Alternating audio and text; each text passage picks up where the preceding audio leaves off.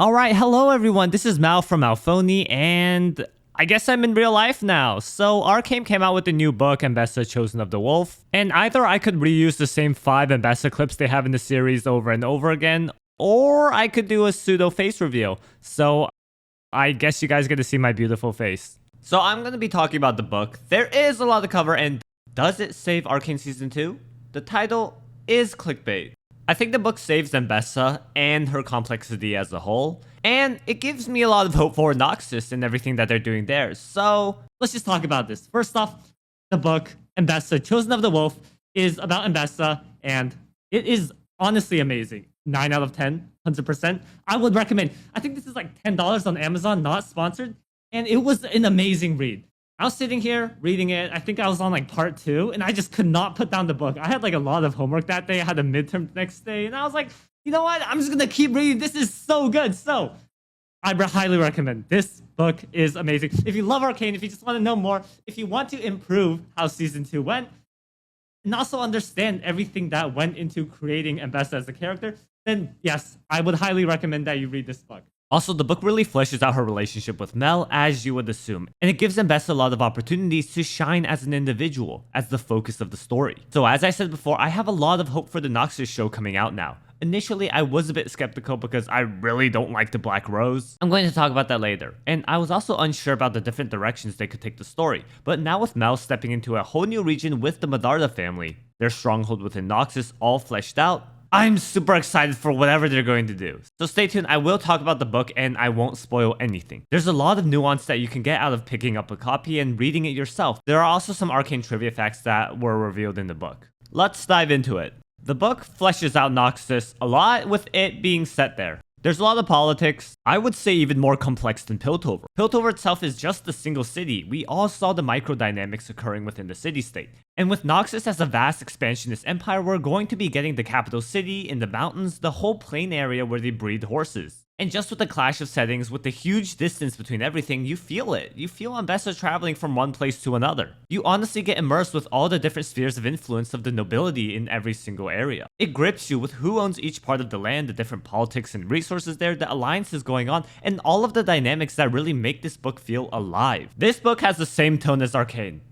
I cannot stress this enough. If you just want the same feeling you get from watching Arcane, they did an amazing job. C.L. Clarke, the GOAT, did an amazing job, infusing this entire book with the soul and essence that makes Arcane. Finally, the book introduces a lot of champions.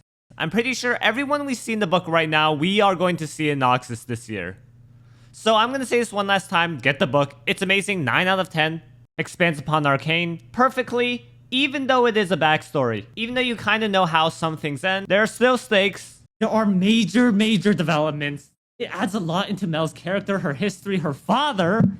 So, spoilers. From this point on, I'm going to be talking about spoilers for the book, just about the overall plot, different characters that will show up. So, if you want to enjoy this book on its own, you can click off and go enjoy it. So, we are going to start off with the plot of the book. The back of the book has a whole summary, so I'm going to be reading that right now. Ambessa Medarda, warrior, general, mother, she is a woman to be feared, and the Medardas are unrivaled in their pursuit of glory. She has led conquests and armies, she has slain legendary beasts, she has made grave sacrifices in her ascent through the ranks. And for this she was rewarded. She entered the realm of death and was granted a vision of herself upon the throne of the vast Noxian Empire. But before she can lead her empire, she must become the head of her own clan. Yet the title is contested by her cousin and former confidant Tafik. He knows the bloody sins of Ambessa's past, and he knows he cannot allow her to rise. They will fight a war for the very soul of the Medardas, but the war won't be fought on the battlefields alone. Ambessa's daughter, Mel, can definitely break through the walls of anyone's heart, and she'll put her talents to use for her mother. Yet, despite Mel's strength, Ambessa sees only a child who lacks the necessary killer instinct. Mel knows she can be the leader her mother wants her to be, Ambessa's successor, if only Ambessa would give her time. With Ambessa's family betraying her, enemies closing in on all sides, and an unseen force moving in the shadows, every day proves more dangerous than the last. But Ambessa will not bow. She will burn the world down to claim her place in it. A wolf has no mercy. With the synopsis of the book, you would imagine that Mel would be a very prominent character. I would say Mel's prominence within the book is probably the same as her screen time within Arcane Season 1. In every definition of the word, a side character. Now, I do understand why they wrote it like this. It's because Mel is someone we've grown attached to in Arcane. That's our only tether from Arcane to this book.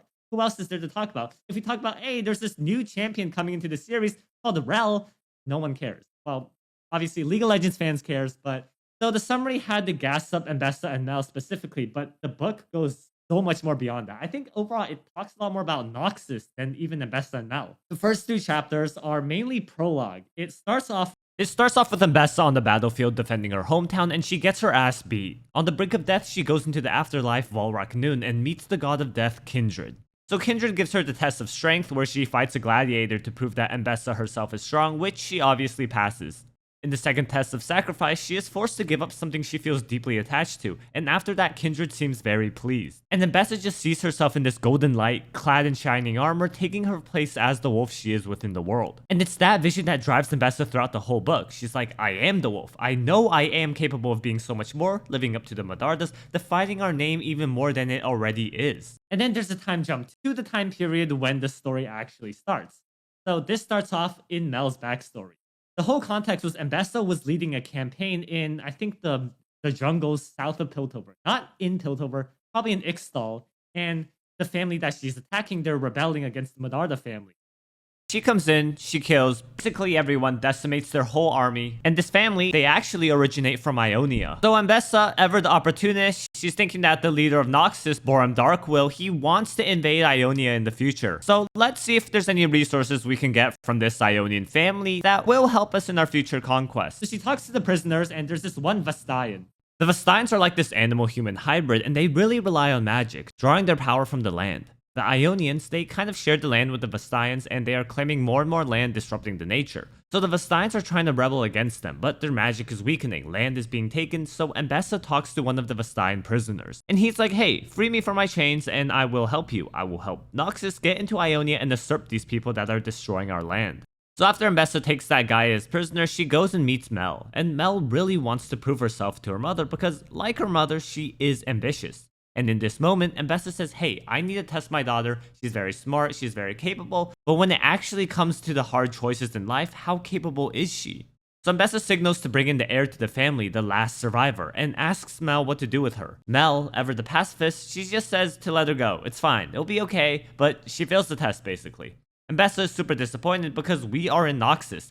This is the culture that prides itself on its strength, on your initiative, on your ruthlessness. And so she executes the girl right in front of Mel to teach her a lesson. That's what we see in Arcane, but this traumatizes Mel, gives her a lot of flashbacks. She literally paints the necklace of the girl just to remember, hey, this is what I should avoid doing at all costs. Blood is not worth shedding like that. So Mel kind of takes in the opposite viewpoint leading into Arcane, and that shapes her mindset. And Ambessa tries to teach the lesson of being a wolf, being ruthless to Mel. And Mel, knowing that she failed the test, she's super sad, sulking throughout the whole trip on the way back, and Ambessa just takes a deep sense of disappointment that hey, even though I might be heir to the next Medarda, who's going to be my heir? Mel just cannot live up to the wolf that I am. She takes after her father too much. You think about the previous trials that Ambessa had, the trial of strength and the trial of sacrifice. Now, Mel would not be able to do either of them. Ambessa internalizes this idea, says this is what you need to be a capable ruler. And Mel just lacks all of that. So she was kind of a disappointment. But Ambessa has other things to focus on. She gets news that her grandfather has been injured in battle. This guy's the patriarch of all the Medardas, and he has all the power. Whoever he names heir, they get to step up to the throne and control one of the most influential families of Noxus. So Ambessa obviously believes it to be herself, but there's really only one other contender. He would train the Medardas with the most potential, and eventually that left only Ambessa and her cousin Tafik. Tafik, he really resembles Kino. Though he's really talented with a bow and daggers, he's more of a negotiator, a sweet talker. And with Ambessa's alpha female mindset, she's always thinking, hey, this guy, obviously, he's a clown fest. He's not gonna be a good heir. Grandpa, you know it's me, appoint me now, please. Please. But eventually, the entire family hears that her grandfather's on his deathbed, so they all gather. So Ambessa reunites with everyone, goes back to her hometown, and while she's talking to her grandfather privately, he tells her of a vision he got that the Medarda family is on the brink of danger, and depending on who he names heir, there's going to be a lot of death and destruction. It's at this point that Ambessa is really worried, and she just unwinds at the gladiator ring. So it seems like Ambessa owns this one specifically in Belzoon, and it's here where she gets some alone time with Rictus. We find out that Rictus actually came from the gladiator ranks himself, and he was one of the champions. So she thought, hey, this guy is super cool, I'm gonna enlist him in my elite army, the Wolf's Reapers. And then Rictus kind of made a name for himself from there, in which Ambessa eventually pulled him out to be her second in command. There's this dynamic of the leader and their second in command, how they really balance each other out. Ambessa is super hot-headed, very emotional, and Rictus is calm and collected. When she's at her toughest moment, when making the hard decisions, Rictus is the one that pulls her back and reminds her that, hey, what are your ultimate long-term goals? Don't be too hasty. I'm going to calm you down. I'm going to calm you down. I really like Rictus. They did a good job writing him. Even though he still feels like the same guy from Arcane, there's a lot of personality and vulnerability, just like with Ambessa, that they show within Rictus. That does make this moment a lot better, where Ambessa is mourning his death, because you see, these two are comrades. They have been in life or death situations together. We see them fighting back to back against scores of armies. And again, it just shows how much Arcane really cares about this world and just fleshes out all the aspects we've got crumbs from the show. And it's also within the Gladiator Ring that Ambessa starts noticing a bright new upstart Rel from League of Legends. So this girl, even though she's super young, she's dominating all the fights. She reminds Ambessa a lot about herself. Very hot-headed, can't keep her temper, yet she just keeps winning. She's ruthless. She excels in seemingly everything that Mel lacks. Ambessa starts thinking, hey, maybe I can groom Rel because she is the wolf and my daughter is clearly a fox, and with those two together, they will be unstoppable. Then, within the Gladiator Rings, Tafiq's daughter starts bragging to Ambessa about how good of a fighter she is in the ring because she is a gladiator herself. Then she challenges Rictus to a battle. Now, this makes Ambessa really jealous because Mel can't fight for shit. But to think that my competitor already has capable children, it just kind of pisses Ambessa off a little and she shoos her away. Now later, Ambessa has to go talk to her grandfather. And right when she gets to the chamber, she sees that Tafiq just left the room and the two butt heads a little. We come to know that Tafiq absolutely hates Ambessa, that her actions caused his sister's death, and he thinks that Ambessa doesn't follow the Medarda code. Tafiq is very prideful. He talks about how when it comes to a new age, a vision about strategy, not mindless bloodshed, that he is the one that surpasses Ambessa. He creates all these alliances with all the stewards. He manipulates, coerces, and blackmails everyone to be his ally, helping him retain the power of the Medardas through this power struggle. But Ambessa doesn't care. I am going to be the conservative voice, I'm going to uphold my grandfather's values and act just like him, but continued to lead this family as it's always been led. The book then cuts to Mel, and she's super depressed. She just constantly thinks back to how she failed her mother, and all she remembers is Ambessa's scars. Maybe I can get scars of my own. She's just walking around the village of Belzun, and she wanders into the marketplace and browsing through the different stores. She sees this hooded man covered in golden tattoos who talks about how he's from a faraway area, who has all these wonderful paintings about the sun. Mel seems awestruck. Her soul resonates with all the imagery. She wishes, hey, I would love to live a life where I can paint these wonderful pieces too. So she starts talking to the man and asks him, hey, I want to buy a piece of your artwork. Oh, that's awesome. Which artwork do you want? I want your tattoos. So now in Mel's head, these are her scars. She's going to endure the pain, try to prove to Ambessa that she is the wolf, as she gets these golden tattoos all over her body.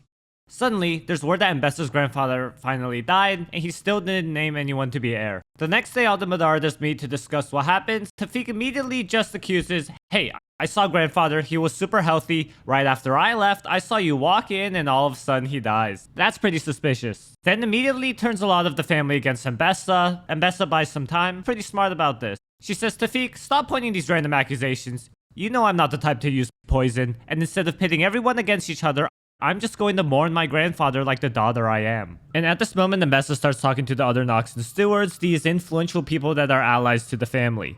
She tries to talk to all of them, but she realizes that Tafiq basically foreplayed them all to be on his side.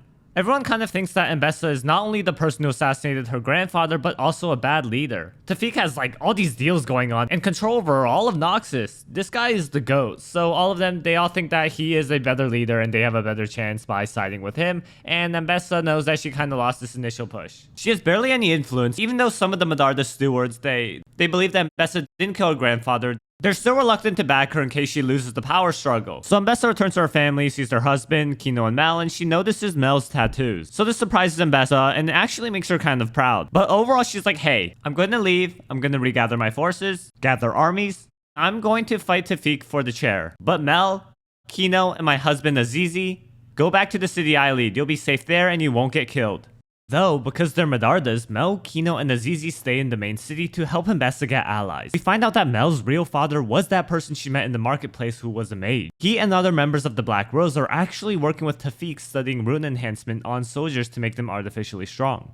Think magic shimmer. Then Mel's father, Rudo, starts questioning his purpose. He's basically killing a bunch of mages, extracting their magic, and leaving them a husk. He's conflicted doing this to mages, empathizing with their suffering. Within the Black Rose, there's a familial tie because all of the members of the Black Rose have grown up together. They are essentially family, but Rudo starts developing this throbbing love for his new family, Mel, and that he was so glad he finally got to meet her once in his life. We find out that the golden tattoos he placed on her actually had sealing runes embedded inside of them, so that her possible magic would be suppressed. Those runes would prevent the Black Rose from finding Mel and kidnapping her like what they did in Season 2. So the rest of the story just follows Ambessa's journey as she recruits Rel into part of her army, trying to develop her and grow her into someone amazing. Rel awakens her magic, Ambessa starts winning over some of the stewards that really come in clutch, and she delivers the Vestayan prisoner to Darkwill, who eventually grants her a bunch of battleships. Eventually, Tafik leads an all-out attack on her homeland, Rock Ruined, so Ambessa tries to intercept them, but that kind of has her hands tied. On the final gambit, Ambessa leaves defending her hometown and goes to the main city where her family is, meets Mel, and it turns out that Mel has a plan to win over some of the Medarda family. The plan goes horribly wrong, and Ambessa gets pushed to the brink where she has to go out alone into Tafik's state in the final surprise attack. Along the way, she meets up with Rudo, so Ambessa, Rudo, and Rictus all go together to confront Tafik to have their final clash with all his big armada of rune soldiers. Also, Rel got kidnapped by the Black Rose because they realized that her magic is super OP with controlling metal. And it carries into her League of Legends lore, even though they kind of change it a little, where she is actually the only kid strong enough to handle the stolen magic being placed in her. She gets placed in these tournaments just like the gladiator rings, where she fights other kids, beats them, they steal their magic, and places them in Rel to get her stronger and stronger, similar to her League of Legends lore. Rel eventually breaks out and she just wants to crush the Black Rose. You know who else is trying to crush the Black Rose? That's right, Mel. Now, Mel coming back into Noxus is most likely going to meet with her, and the two of them are going to start their journey against the Black Rose. But I'll talk about more of that in the theory section. Okay, that's basically how the rundown of the story goes. I wanted to leave a lot of Ambessa's journey and the plot stakes up and open for you to find out. But I really enjoyed the conflict and the stakes of the show. When you're watching Arcane, Ambessa seems like a larger-than-life figure. She walks single-handedly onto a battlefield to attack all these soldiers, no one could even touch her. But I really like how they portrayed Ambessa in the book, because at this point she is not the Medarda matriarch. She is also, like Mel, growing into the role that we see her in Arcane Season 2. So right off the bat in her adventure, Ambessa loses everything. She loses her whole army, just a small group of people, and it's just a slow climb up for her to secure more power, allies, and strategic positioning. In winning over the Medarda clan, there are a lot of deaths. They feel real even though there's champion plot armor. But you do actually feel the stakes. There is actual peril for Ambessa. She's struggling against just the 1v1 in the very first chapter of the book. She also gets severely injured while fighting a bunch of Drake Hounds. Ambessa almost dies against a father rune soldier. These guys are no joke. And she almost gets off fighting Tafik's other daughter who rides a Drake Hound. Also, the book tells us that Ambessa's weapons, you know those gauntlets of hers that have chains? So when she was younger, she had 2 twin Drake Hound pets and they eventually died. So she used their heads and turned them into those gauntlets. That's why they're called the Twin Drake Hounds. So that's a cool fact about Ambessa. The world building for Noxus is amazing. As I said before, whole lot of new regions, whole lot of diversity. My favorite part was the Noxus capital where you meet Boram Darkwill. We see Swain, we see all the other important Noxan hierarchy upper noble class, and all these people, they try to glaze Darkwill, trying to give him a bunch of gifts to win his favor, but Ambessa comes in with the best gift of all, which was the prisoner, because Darkwill wants to invade Ionia above all else. So Ambessa eventually securing that prisoner, transferring over to him, really saves her in the end. Also, there's a Medarda building in the capital, and when Ambessa gets there, she actually meets Tafik. They're all there in the middle of the story. It's neutral ground, her older brother owns the house, and he actually got ostracized out of the family because he was seen as a failure. He failed the tests that the grandfather wanted for him, and that's why Ambessa was set to take his place. But he wants to set neutral ground. He's saying, Ambessa, Tafik, you can't kill each other in the middle of this house. I'm going to keep things neutral. There's just like a big balls contest between those two, just eyeing each other, asserting their influence of power, and just a really nice midpoint, bringing up the tension, bringing up the stakes. Also, I want to talk about the power system.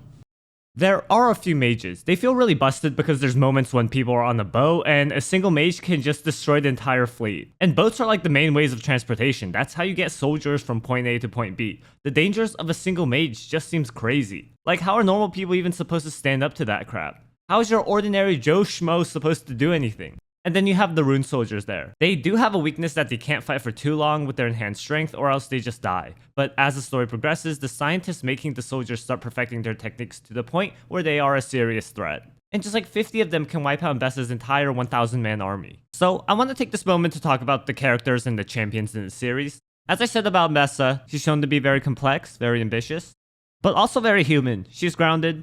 When Rudo comes into the picture, she completely breaks down. She feels loved, she thinks about getting distracted from her journey and just enjoying bodily comforts with him because she finds him that attractive. And it shows us that within Arcane and all, she puts up a front of masculinity because she has to keep the family safe, as she said on multiple occasions. But this book really humanizes Ambessa, and it makes you truly understand all the things that she's talking about. Going through Arcane Season 2, we see the decisions she makes, even though they seem really dumb, especially at the end, it aligns with her character. But along with Ambessa being super vulnerable, she also has to take in the lesson of being a wolf. She makes some super dark decisions, she kills off someone really important to Mel, and that just shatters her.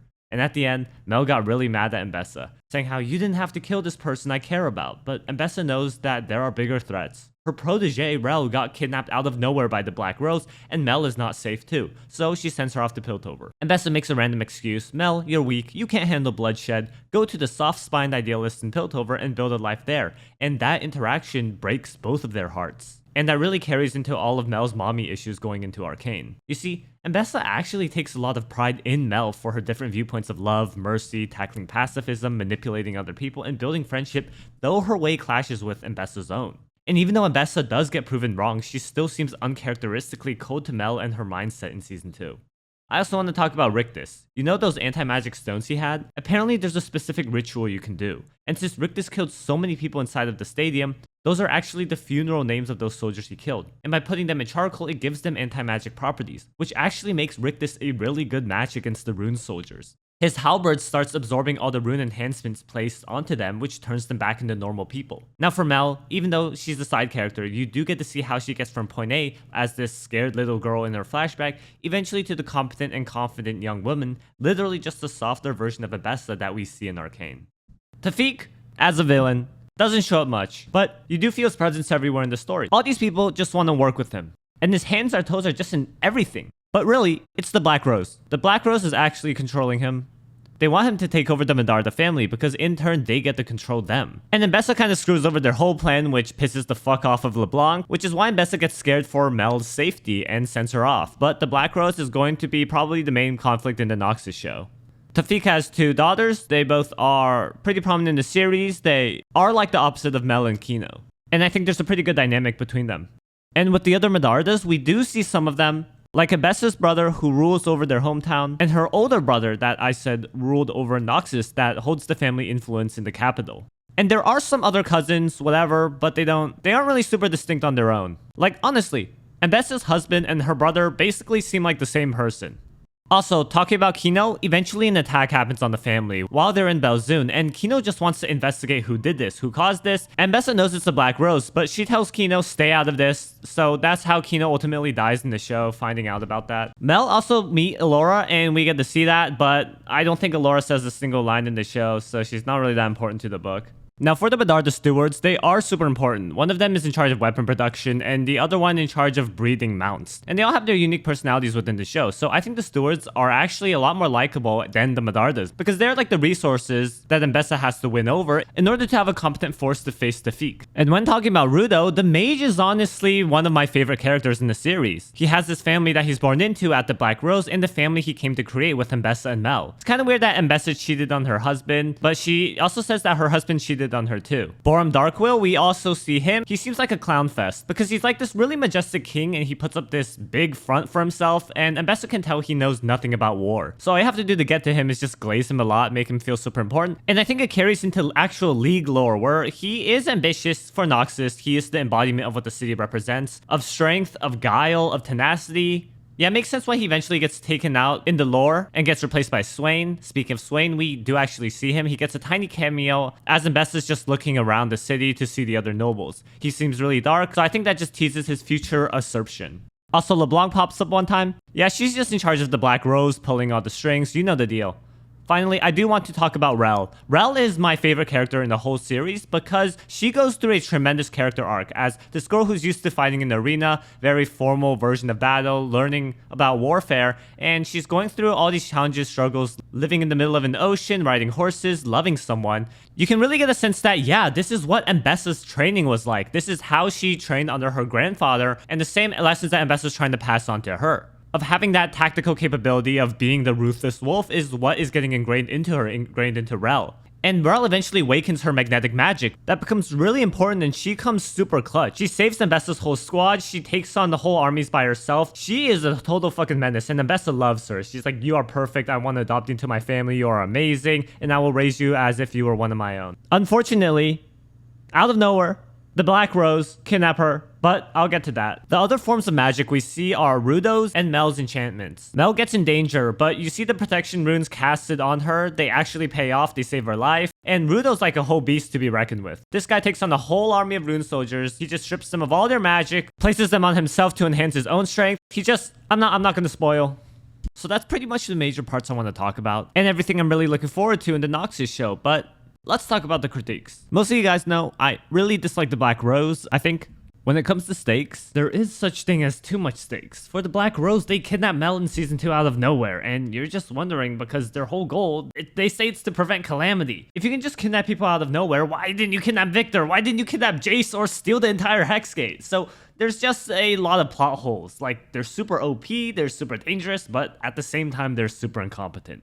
I think it's a bit annoying in this book where they just kidnap Rel out of nowhere. There's no build up. To me, it feels hard to develop a world if you just have a power system like that. Things happen for reasons and you can't explain it. Maybe they do explain it. Maybe I'll eat my words on that. Who knows? I also said before, some of the Medardas do lack personality, which is kind of a shame because these are the people that Mel is going to be meeting coming into Noxus.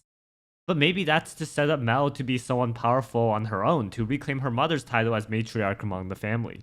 Also, I thought Ambessa's brother was set up to betray her just because he seemed a bit too convenient. This is someone who is solely an ally to Ambessa. She says it herself, if there's anyone I can trust, it is my brother. You'll have my back, you'll defend my city, that will be our base of operations. But throughout the story, it's telling us, you can't trust anyone. Like, that's a phrase repeatedly beaten into our heads. That's what Ambessa tells Rel, that's what Rictus tells Ambessa. So I was expecting her brother just to pull some shenanigans, but he doesn't. I know it might have been cheap to make him part of the Black Rose, but it would have fleshed out his character more, and it would tie Ambessa's hatred to the Black Rose to be a lot more personal. Other than that, there are a few theories I have coming into the Noxus show after reading the book. I feel like there is going to be a comeback to the Rune Soldiers. A big theme with Noxus is personal strength. That's like what you try to do, might makes right. No matter what class you are, just like Rel, who comes from a poor immigrant family, if you're capable, if you prove yourself in battle, then you can become one of the second in commands to the biggest house in Noxus.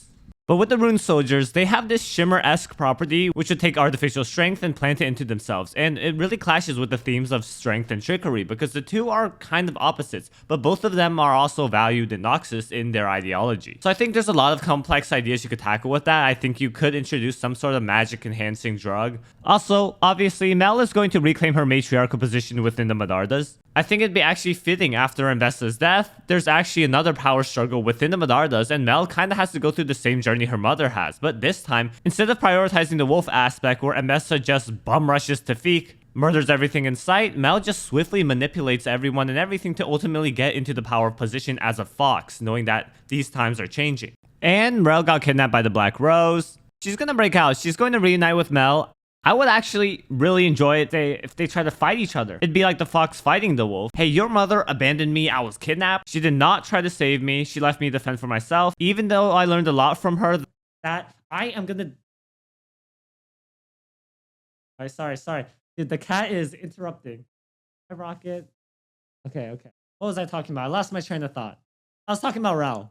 Yeah, overall, Rel is really important to the series. And yes, she has so much stuff. There's a lot of unresolved issues. I hope she reclaims her position in the Medardas. Mel and Rel as a team together, even though their names do rhyme, they would be unstoppable. They would destroy everything. But we know that LeBlanc's ultimate goal is to take care of Mordekaiser. He's just like this Iron Legion. I have no clue anything about him. I know he's like, he used to rule Noxus. He did a lot of stuff with Iron, and like he's a big threat. And LeBlanc is planning against him. So Rel is like the perfect counter to his powers with magnetism. Like, she could just one-shot him.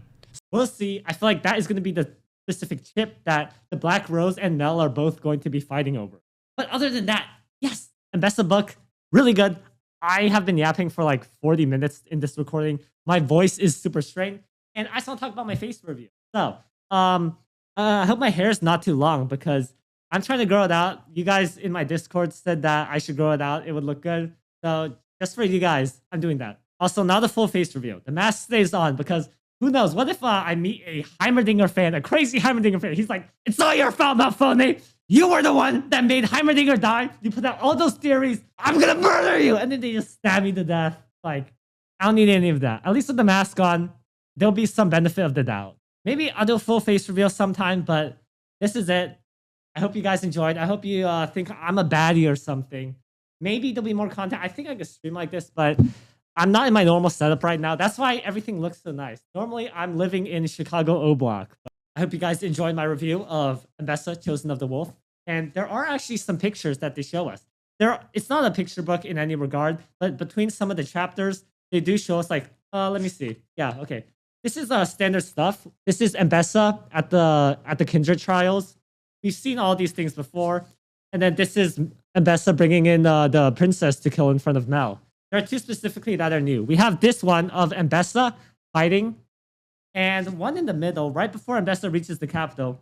We actually do see the capital. It looks amazing. There are giant walls, giant pillars. You get a sense that this is way beyond Piltover's league. So I like the escalation of development, where you have this is like an empire compared to Piltover as a city-state. Why can I not find this picture? How hard is it? There are a lot of pages in this book. This book is like thick, okay? Oh, I think I found it. Speak of the Devil, yeah. Here is the grand city of Noxus, and it just looks amazing. I'm looking forward to see what they can do with that. Again, here's the cover of Ambessa, Chosen of the Wolf, and I hope you guys enjoyed. Get the book if you're an Arcane fan, because I do not regret it. This is probably the first book I read in years. Honestly, I'm like terminally online. I barely read anything. And this got me locked in. So, yeah, overall, get the book. Amazing. So excited for Noxus. I have a lot of theories coming out soon. But first, I'm going to start on my series of critiquing Arcane, because I think that it's important to put these ideas out there just so all the other Arcane properties turn out to be a lot more fleshed out. So, that'll be it. Hope you guys enjoyed. This is Mal. Goodbye. See ya. See ya. Have fun. Bye. Bye.